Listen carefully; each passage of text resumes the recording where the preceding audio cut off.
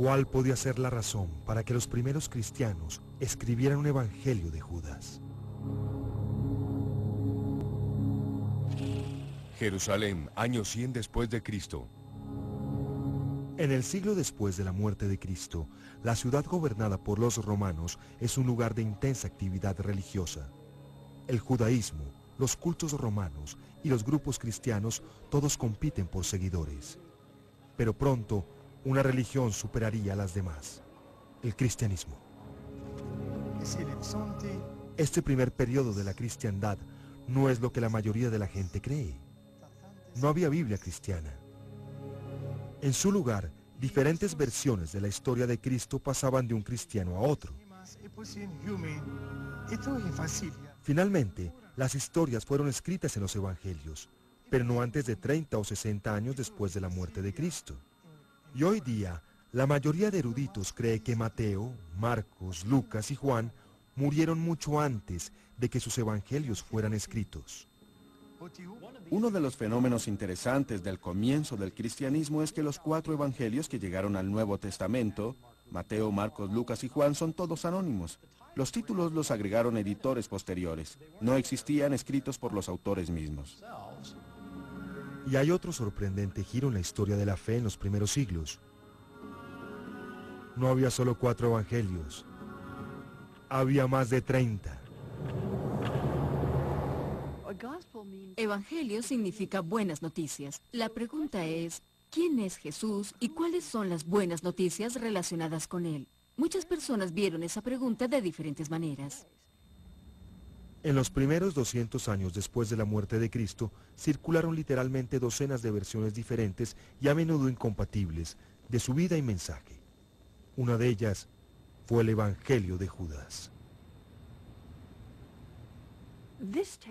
Este texto, como muchos otros recientemente descubiertos en Nag Hammadi, nos dan un vistazo a una clase de cristianismo que nunca antes habíamos visto. Muchas personas creían que los únicos evangelios que existían eran los evangelios del Nuevo Testamento, Mateo, Marcos, Lucas y Juan, pero en realidad había muchos más. Pudo haber docenas como el Evangelio de la Verdad, el de María Magdalena, el de Tomás, el de Judas, el Evangelio de Felipe, para mencionar solo unos pocos. No hubo una cristiandad original, hubo muchas.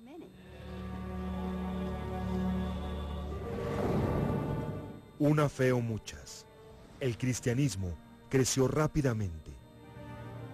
Desde Jerusalén hasta Asia Menor y Egipto, Roma y el norte de África. No había iglesias.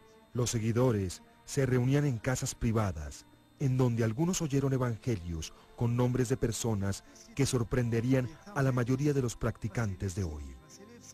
Algunos usaron a Felipe, algunos a Tomás, otros el Evangelio de María, otros a Mateo, a Marcos, a Lucas o a Juan. A algunos de los primeros cristianos se les llama ahora gnósticos, las personas que saben. Los gnósticos eran místicos, personas que sentían que podían tener alguna clase de acceso directo a Dios. La palabra agnóstico viene de la palabra griega gnosis, que significa conocimiento, pero esta clase de conocimiento no es el corriente, no es lo aprendido en los libros. Es discernimiento, intuición, es esa capacidad de saber algo sobre ti mismo, de saber que tienes una chispa de divinidad en tu interior, y de reconocer que el Dios que profesas ser, el Dios que está afuera, es la misma chispa de divinidad de tu interior. Muchos eran cristianos. Los gnósticos son las personas que escribieron la mayoría de los textos conocidos como la biblioteca de Nag Hammadi. Sus historias sobre Cristo son mucho más abstractas y filosóficas que las del Nuevo Testamento. Uno de los favoritos era el Evangelio de Tomás.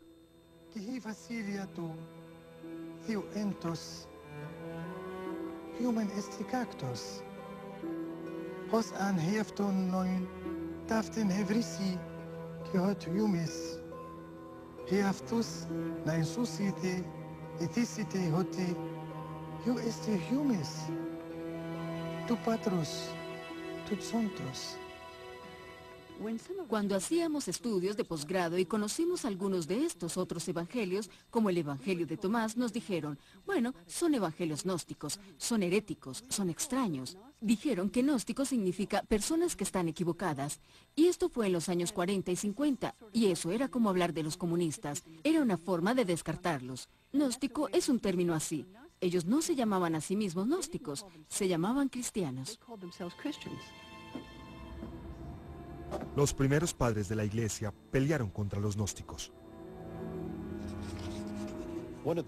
Una de las dificultades que los gnósticos presentaban para los miembros de la Iglesia Ortodoxa emergente era el hecho de que estos no necesitaban el consejo, el control, el discernimiento proporcionados por sacerdotes y obispos. Ese discernimiento estaba en su interior.